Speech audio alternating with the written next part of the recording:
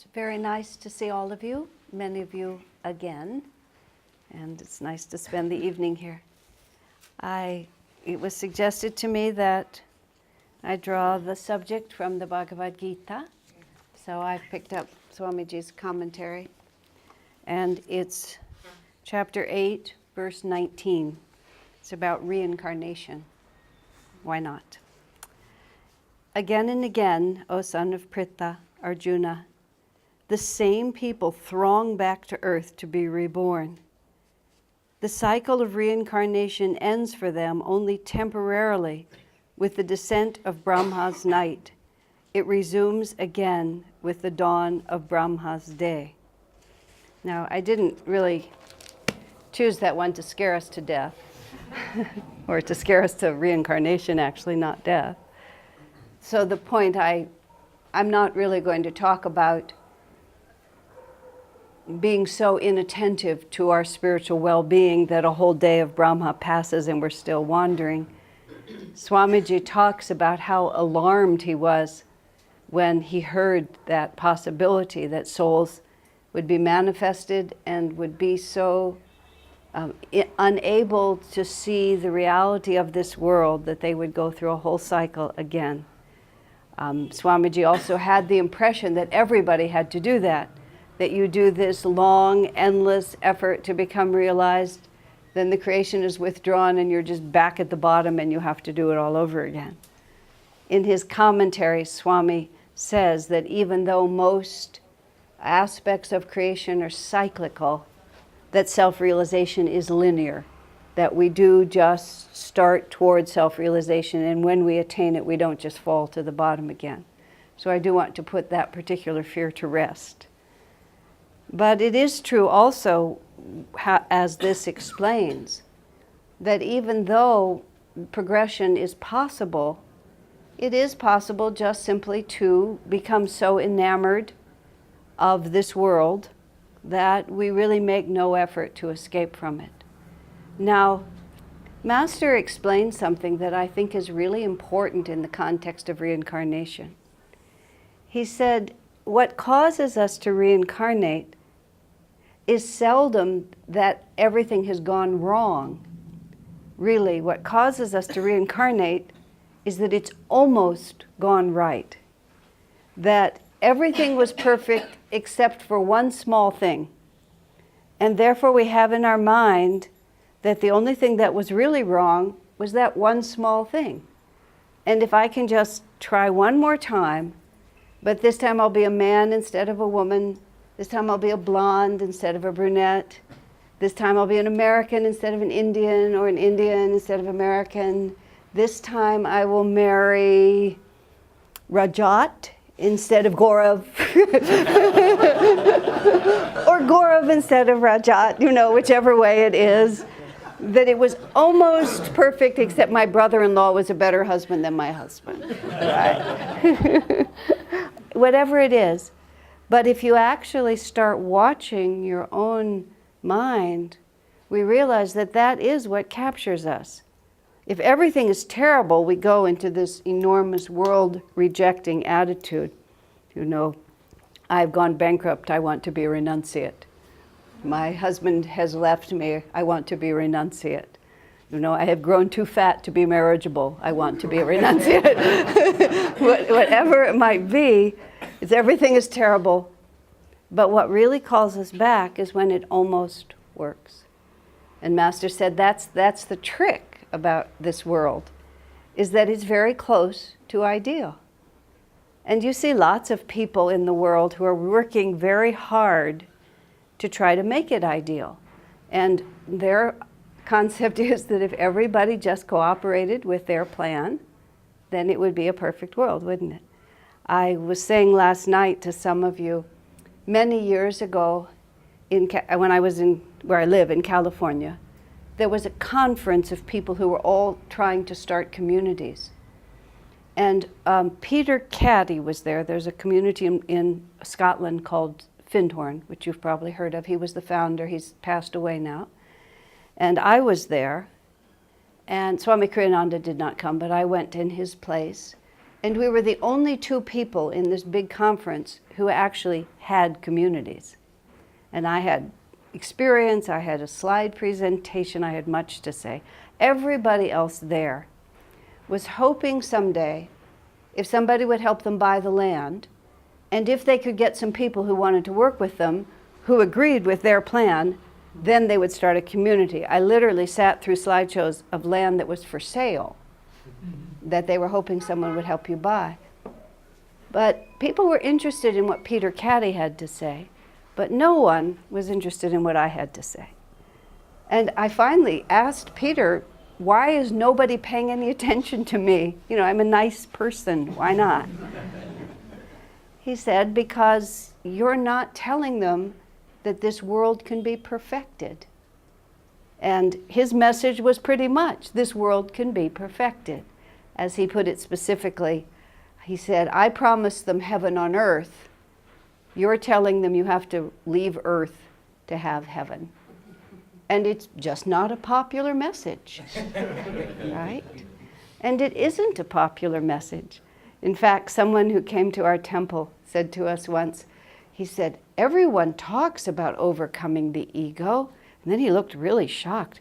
But you people really mean it. And it's true. You know, most people are looking for ways in which they can just adjust it a little. And even often, as Swami writes in the commentary to this verse 819, he said, people are trying to get good karma and do the right thing, but the thought in their mind is not that they'll transcend this world altogether, but that if I do the right thing, this world will work better for me. And if it doesn't work now, it'll work better in the next lifetime if we're thinking of reincarnation. But there's a whole another dimension here, and this is the attitude that Krishna is speaking of, where the whole day of Brahma can go by, and you're still wandering around because there's just one more little adjustment that you want to try before you really, fully, and finally give up on this, and realize that what is possible for us so far transcends this experience that it isn't so difficult to put it aside. But we don't put it aside until we feel more joy in doing so.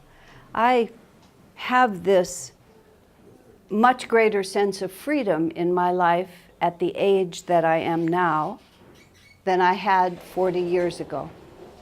It's been 40 years and more of serious spiritual effort, but there is a certain factor which I understand is just that I'm not 20 anymore. Thank God. Okay, because things happen, enough things happen that you just get a perspective on life.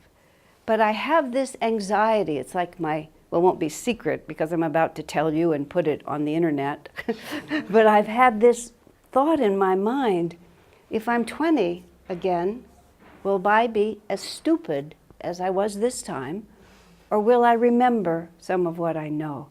I have this picture in my mind, and I project myself toward it often. Sister Gyanamata, in her marvelous book, God Alone, which is really one of the greatest spiritual books that you can find. It's her letters and her life. She was Master's most advanced woman disciple. She had a very unhappy mother, and the life situation was not good, and because she was such an advanced soul, even when she was 3 and 4 years old, her mother used to confide in her about her troubles, because I'm sure her mother figured out that this tiny little girl was a much wiser soul than she was. But the way Gyanamata describes it, I love what she describes. So she's 4 years old, and her mother is telling her that her mother's life is not working. And with the expanded awareness that she had, even though she was 4, she made serious note of this. That here's my mother who's supposed to be having such a good life, and it's not working for her. And she stored that away in her spiritual self. My friend of mine who's very serious on the spiritual path now, but had no intimation of it until she was 40. But she remembers, she said, being 10. and looking around and saying, being a child is not nearly such a good deal as everyone thinks it is. Now she thinks she was sort of like talking to her friends in the astral world. Being a child is not such a good deal. And then she said to herself, don't forget this. She had no context for it, but now of course she understands. So I have this thought in my mind that if I'm going to be born again, which, as I've said in other contexts, the last incarnation looks like Swami Kriyananda. So I think there's a few more coming for me. But I want to be at least 65 the day I'm born. At least. And I want all the adults around me to say she was never a child. She was just born an old woman, and she stayed an old woman all the way through until she was an old woman. That to me would be fabulous. You know, just to come into this world, to live in this world and be joyful, because I'm much happier since 65 than I was before. It's not about being unhappy. It's just keeping track of why I'm here and what I'm doing. Well, I expressed to Swamiji what I was starting to say was my concern that what I perceive as wisdom now is merely old age, and that youth will just wipe it all out again. And his answer to me was not right on point, but it was much deeper. He said there are two things that cause the soul to reincarnate. And he said one of them is longing, and the other is regret. Isn't that a wonderful way to put it? Longing and regret. Because these are the things that pull on the heart. Because this is where it comes from. It comes from the restlessness of the heart. The heart is not at peace because there was something that it wanted that it didn't get. When I was in this room a few days ago, I talked a lot about fulfillment versus disappointment, so I will refer you to that rather than going deeply. But something that we want. And think about it in terms of your meditation and what makes you restless. A few of you, who I won't embarrass by identifying, have mentioned to me that your meditations are sometimes a little restless, okay? And it happens to all of us. But one thing that I have learned, which I haven't said to any of you who've asked me, which is important to know, sometimes we learn a great deal from what disturbs us in meditation. Because much of the time in our lives, we're basically running ahead of whatever is disturbing our hearts. You know, it's like we sit down to do a piece of work and all of a sudden we're hungry, or we remember that there's a problem over here, or maybe I'll call my cousin, or perhaps my mother needs help, or look, there's no milk in the refrigerator. And we just like, or, you know, I'll turn on the television, or I'll go onto Facebook, whatever it might be, that we're not at peace with ourselves, so we just keep moving. And it's really literally we're being chased by our restlessness, but we don't even know we're restless because we're moving so much ahead of it that we don't feel it. I had a very interesting level 1 meditation class. I used to teach that years ago in our temple. Later, many others did, Tushti and Surendra among them when they lived with us. But when I was teaching it, I remember a class once, and it was the second class. So I had taught them the Hong Saw technique. And people had actually gone home and practiced it, which in itself was gratifying to me. They hadn't just waited to come back and then practice that time. And they started each one, fortunately they were forthcoming, they each one started talking about what disturbed them in their meditation. The first one said, as soon as I started meditating, I just felt so sad. He said, actually, tears came to my eyes. Another one said, as soon as I started meditating, I just felt so angry. Another one said, as soon as I started meditating, my body was just completely like it was covered with ants. I couldn't stand it. Another one said, as soon as I sit to meditate, I get hungry. Another one said, as soon as I start meditating, I become worried that I'm not doing it right. Right? I mean, and because there was enough people in the class speaking up, and each one was saying different, it's like, oh, these are the feelings that we're always running ahead of. Running away from is actually the right word. And we imagine that it's ruining our meditation. But in fact, you see, the practice of meditation is raising your consciousness enough so that you become aware of what we're not aware of. Ideally, we raise our consciousness sufficiently that we become aware of God's presence, which we are presently not aware of, but we start where we are. And awareness just begins to increase. And so people think that, well, when I sit to meditate, I'm so restless. No, no, no.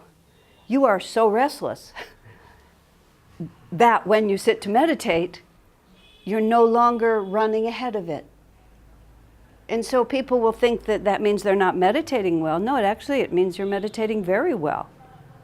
Because you're finally pulling back and allowing whatever is there to rise to the level of consciousness, and then you can begin to work with it. However that may be, obviously meditation is the best. Or, why am I sad? We can be sad about something that happened hundreds of years ago. I had a dream once. It's the only past life dream I've ever had. I have a couple of other intimations of things that were possible. A psychic person told me, and I don't know if this is true, but it could be. I'm diverging. She said, I helped start the French Revolution. Which kind of rings true.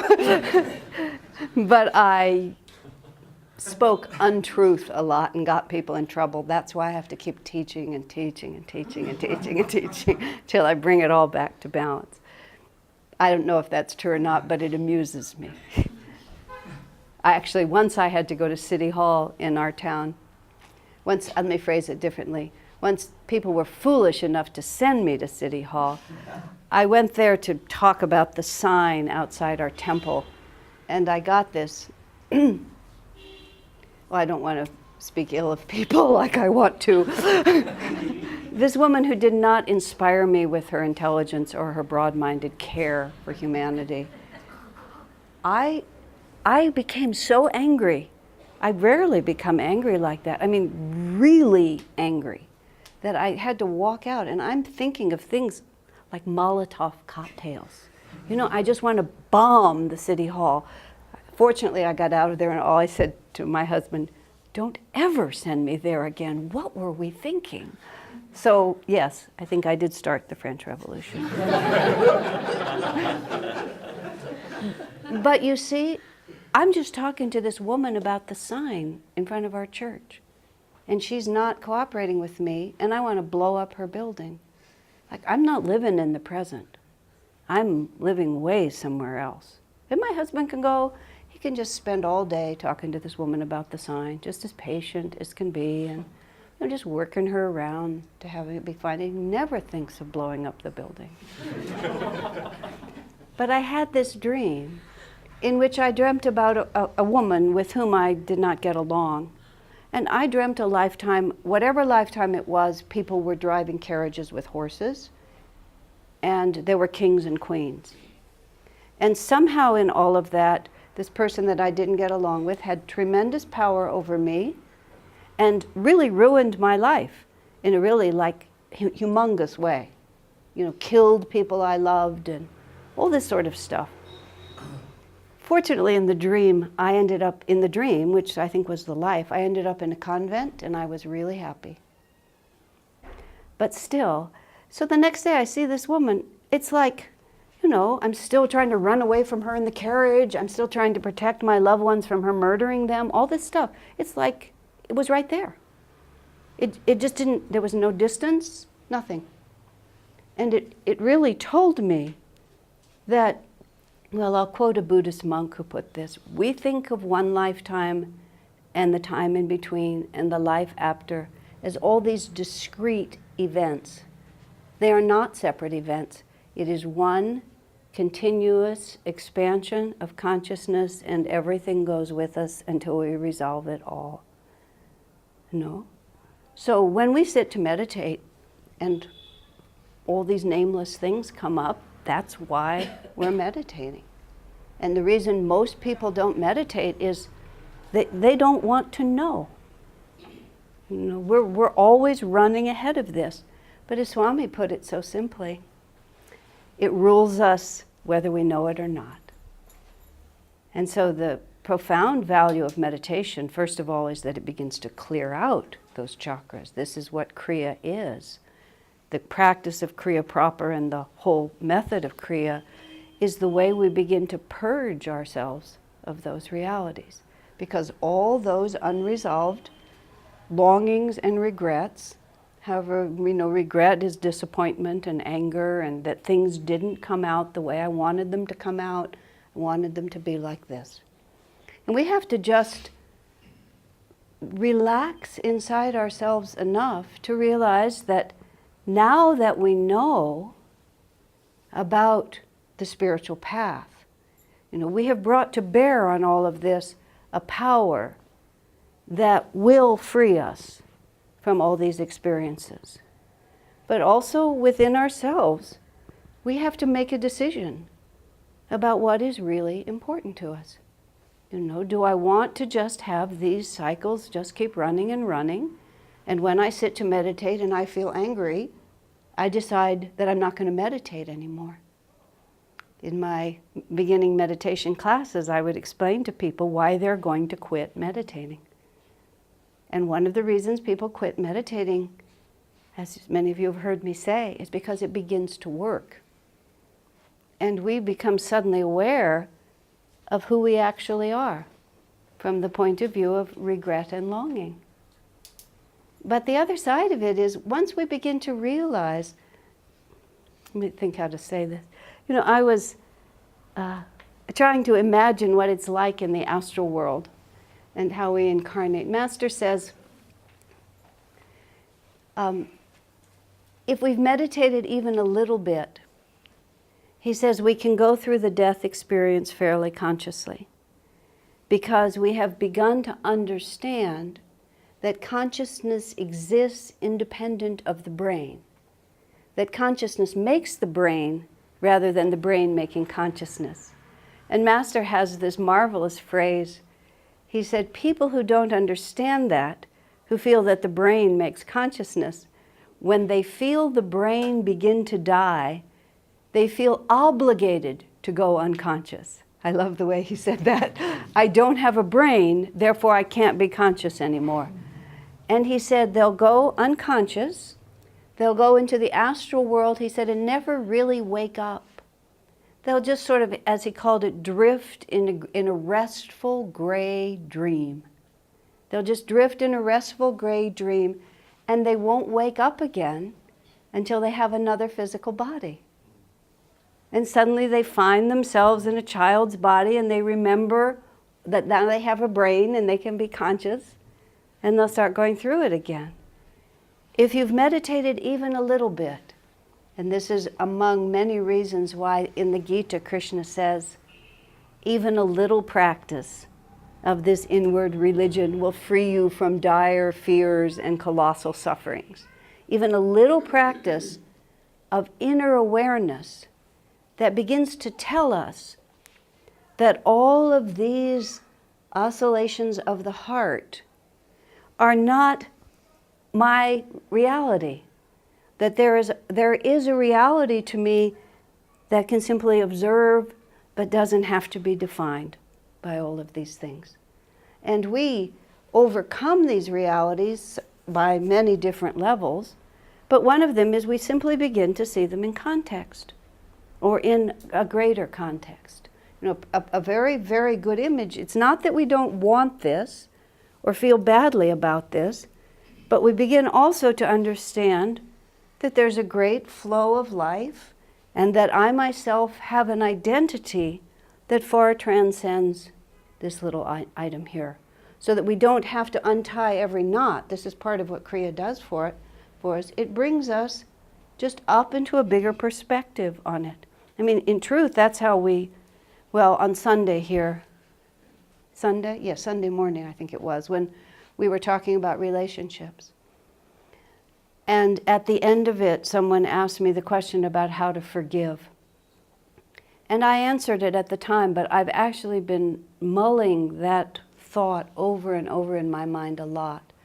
Because we think of forgiveness in terms of you did something or you did something and now I'm upset and then gradually I'm not so upset with you anymore. But forgiveness is also ourselves if we think that reincarnation is caused by longing and regret. What is regret? Regret is that I did something that now I wish I could undo. And we don't always think about forgiving ourselves, but some people raise that. But the question as it was asked, and I'll repeat the beginning of what I said then, is that forgiveness for me has never worked as a concept, even though I have spoken on it and written about it and cooperated with people's interest in it. But it still is too much about me and someone else. And as long as it's me and someone else, there's going to be another cycle of it. Because in the end, we have to understand that it's just me and God. And so what I suggested is that we have to come to peace with reality as it is. So many times, Swamiji urged us, you've got to deal with things as they are. Whether it's your own nature, your own destiny, your own errors, your own financial situation, whatever it might be, you cannot make any progress until we're just able to see things as they are. And so the side of regret that keeps us bound is to just be able to see things as they are. And so many times I have been asked also, as if I would know, you look happier than me, get me there now, right? And after all the years that I've been on the spiritual path, which right now is like a fairly big number, but every one of you who is my chronological age also know how funny time is, isn't it? The numbers don't look big when you've actually lived them, because here we are, still now. Where are they? They're not like piled up next to us. They're just gone. The only way I've seen that spiritual progress happens is you stop worrying about it. And every day you do your best. My husband was very helpful to me in this. I don't study astrology. I don't really follow it at all carefully. I believe in it. And every so often I've spent money trying to find out things about it. And I dragged my husband to a reading, which, as it happened, the astrologer was not very good, which contributed to what he said afterwards.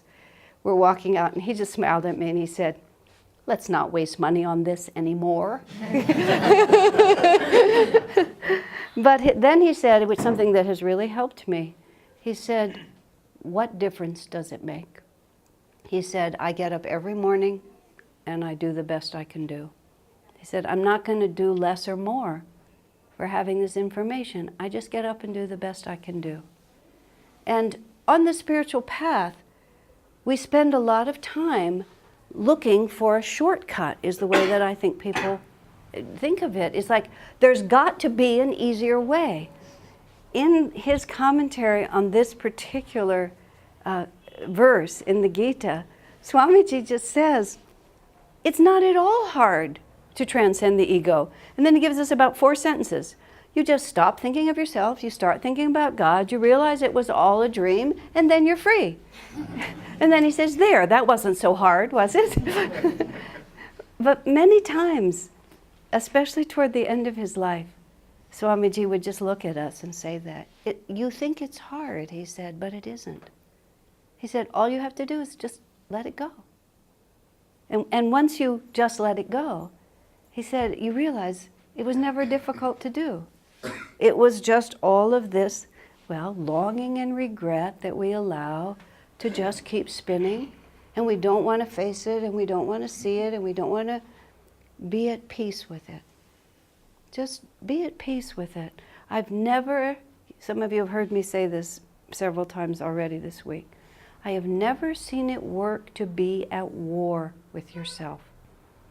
We get this idea that I'm supposed to be like that, I am like this, and then we start sort of just attacking the person that we are. I mean, that would be great if it worked, but I've never seen it work. It's like the person that we are, as Swamiji once put it, the substance of our sainthood is the one that we already are. I realized one day that I would never be a silent saint. I was hoping that there's such a thing as a real chatty saint, you know? I mean, usually they talk about this deep silence. It's not likely. If we're going to make it out of who we are, that's who we're going to be. And all of the qualities that we have, this is what we have to make it out of. But we have to just realize, is it, you know, I long for this, I regret that. Let me just come to peace with things as they are. Let me not always be restlessly trying to run ahead of just the simple realization that this is the balance sheet that I'm working with. And just let that balance sheet play itself out.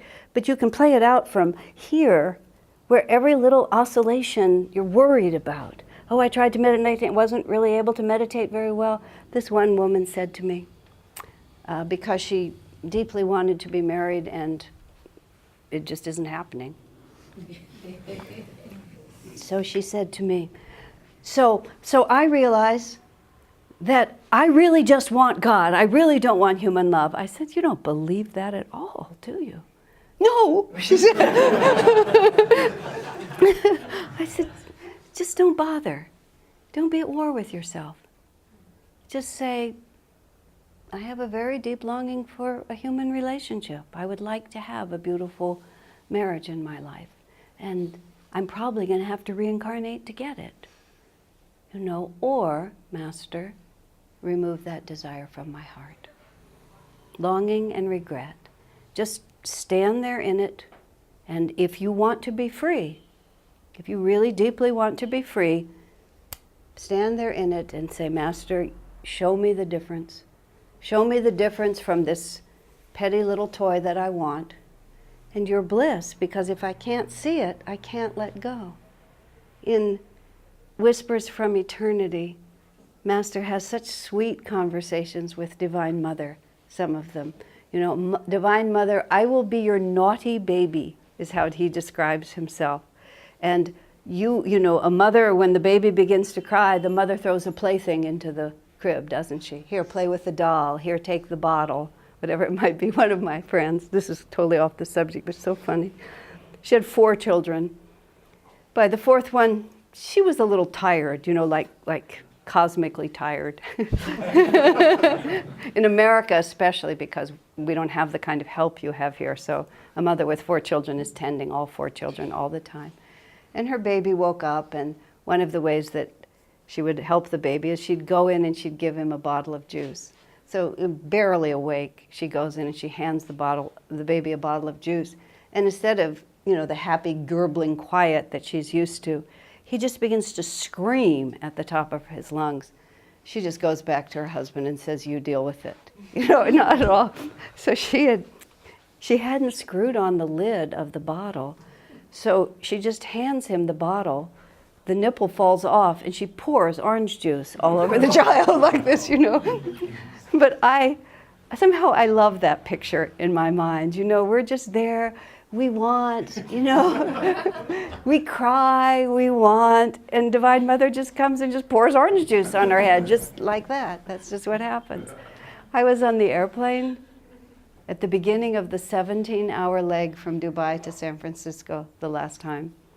Early on, I ordered a cup of hot tea with milk and sugar. I don't know what happened. She put it right on the tray, and the tea went just like this.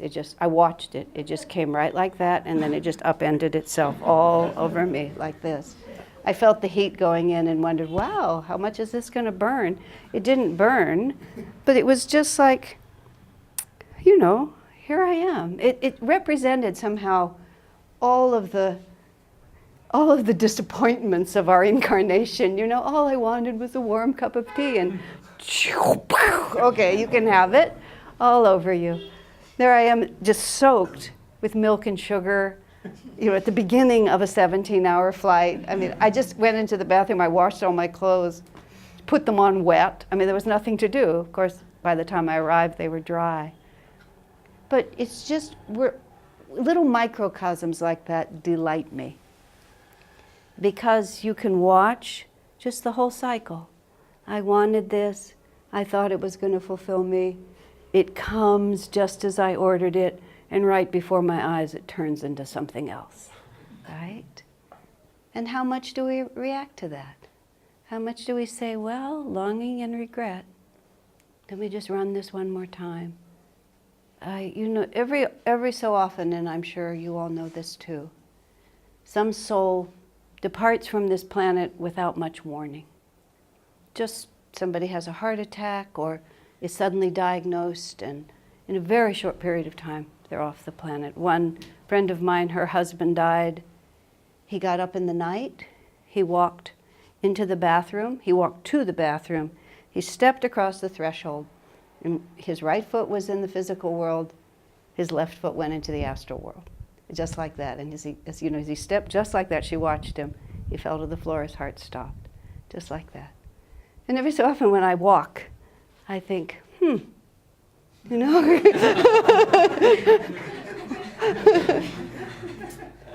But you have to ask the question, am I ready? What would happen? What would I think of? We had a big earthquake in California in 1989. That was a long time ago. And it was in the evening, and I had a class to give. Both my husband and I had a class to give that evening in the temple. By the time evening came, the earthquake was over. There were power outages and things, and we both had to go to the temple, which is about 2 miles away. I just wouldn't get in the car for anything. So I got on my bicycle. I felt safe on my bicycle. He was fine in the car. So we're leaving the house together to go to the same place, but I'm on my bike and he's on his car. But it's like after an earthquake, which is a really impressive experience, I just said, it's been wonderful living with you, darling. If I never see you ever again, I just want you to know that. But it wasn't a joke. It was like at every point in our life, you know, do we want to be held by longing and regret? So even our time in the astral world is just waiting and restless for us to be able to do it again? There's no break. There's no break. It's just one continuous flow of consciousness, and whoever you are now, you just get to be it later, unless you're moving with it. And even if we're meditating badly and we're very restless, pay attention. Isn't this interesting? Look where my mind is going. I've shared with some of you, those of you who've seen the Finding Happiness movie and heard me tell the story of my friend Paula who died. She had a near-death experience earlier, many years earlier, when she accidentally overdosed on a narcotic cough syrup. She was not a very systematic person, and she was just sipping it regularly over the course of a day. She was in New York City buying merchandise for the store that she was managing. And by the end of the day, she had seriously overdosed and was actually dying. And she was alone in the hospital room, hotel room, and she was so weak and confused that she couldn't figure out how to even contact anyone. So she crawled into the bathroom. She had the thought that if she splashed water on her face, so she kind of leans over into the bathtub and puts water on her face. It's not working. She's looking into the toilet bowl. And it crosses her mind. She says, actually inside, Divine Mother, am I going to die looking into a toilet bowl? It was just like, it was such an appalling thought. But she started going down the tunnel of light. And she just started sailing off. She was just leaving her body, sailing off, and she remembered a dress that she had put on layaway for herself that day at the gift shop. When she remembered the dress, she came out of the tunnel. Now, I asked her whether she bought it or didn't. I would have bought it because I would not want to reincarnate to have to get it, but she didn't buy it. But it was such a graphic little thing, isn't it? We sit to meditate. Where does our minds go? To our children, to our work, to our anxiety about whether we're doing it right, to whether people like us or not, to our upset tummies. Just where do our minds go? What are we longing for? What do we regret? And meditation itself, Kriya proper, will burn it. But also that awareness becomes our friend. How am I living? What am I doing? And I was talking about, just in case this step might be my last one, am I as current as I can possibly be at this point? Because whatever debts you're carrying, you're just going to have to pay them later. Swamiji, once there was a great misunderstanding between two people in our community and a great fracture of friendship. And the next day, Swamiji suggested that the people who had this horrible fracture should all come over to his house for dinner. I said, Swamiji, are you unaware of what's just happened? Oh yes, he said, I know it perfectly well. He said, but they're all going to have to get over it sooner or later.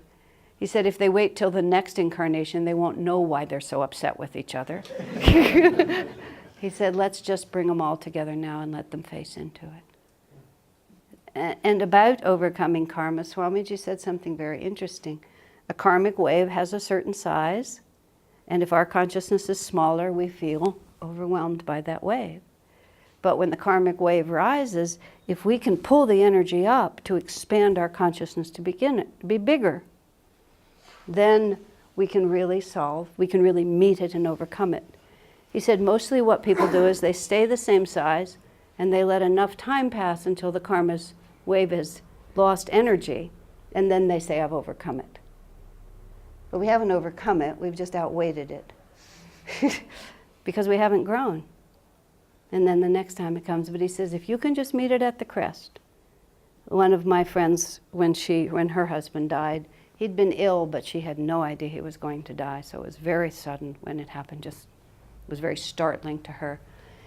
She responded with every ounce of faith and courage that a person could show in such a moment, but she described what she called this lurking sadness that was just sort of always there trying to suck her into it. I mean, that was the size of the wave. She knew that she was not happy that her husband was not in this world anymore, but he'd been very ill, and if his time was over, how could she say, you shouldn't have done this? And he had to go on. It was time for him to go on, but there was this lurking sadness. And she said, the temptation to be sad is always there. And that's how we have to feel about these things. The temptation to be discontent, the temptation to feel bad about myself, the temptation to run away from what is right in my heart and is trying to talk to me. You face it now or face it later. I find that very spine stiffening myself. If we could escape from it, that would be great. If there was a shortcut, that would be great too. But there isn't. So now or now later, because later is always now. This is what keeps us on the wheel. Just longing and regret, and the idea that we're just going to run ahead of it and never just sit with who we are. And here's the last and wonderful piece of it. And this is what Swamiji is saying by, no, that wasn't so hard, was it? No matter what we've done, no matter how horrible it is, Master said the only difference between a saint and a sinner is the way they behave. Think about that for a minute. I love that. We imagine that a horrible murderer is really very different from Jesus Christ. But the only difference is the way they behave. One of them goes around murdering people and the other goes around blessing them. But the potential is identical. And the divinity is identical. And it's an extremely important point for all of us to remember. It doesn't really make any difference what color we've painted ourselves. Underneath, it's pure gold. And we spend so much energy running away. And when we actually just settle down, it it's not so bad. There we are. This is who I was, and this is who I am now. Swamiji's response to that dream I had about that relationship with that woman and all of that, his response was so perfect because, see, usually we use past life memories to justify present delusion, right? Well, of course I feel this way because, and back at that time, and I just still remember, and like this. I have to add that that woman went to a psychic to get the matching story from my side, and it wasn't pretty. Let's just put it, and I believe it was also true. I mean, like this. So there we are, and we're both just justifying all of this really negative energy on the basis of. And Swami just looked at us and he says, neither of you would be capable of behaving that way ever again. It was just so simple. Look, this is behind you. And basically, everything in your heart right now, by definition, it's behind you. The only thing that keeps it present is the fact that we have a grip on it.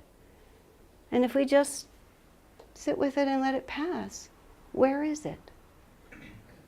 One New Age person put it really well. Every memory stored within you, there's nothing there except the story you've told yourself about it.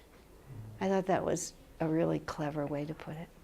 Tell yourself another story, which is, oh yeah, the past lives of all men are really impressive. But now I choose God. And just make that choice over and over, minute by minute. Master says, take care of the minutes, and incarnations will take care of themselves. That is a really terrific one to contemplate, because we feel overwhelmed. But in this minute, just make this a good minute, and then make the one after it a good one. And he said that's actually all you have to do. Isn't that remarkable? And see how simple it becomes? Just what Swamiji says. Just convince yourself that, you are a child of God, Divine Mother loves you, and that there's no reason to hold on to this ego at all. There, that wasn't so hard, was it? God bless you.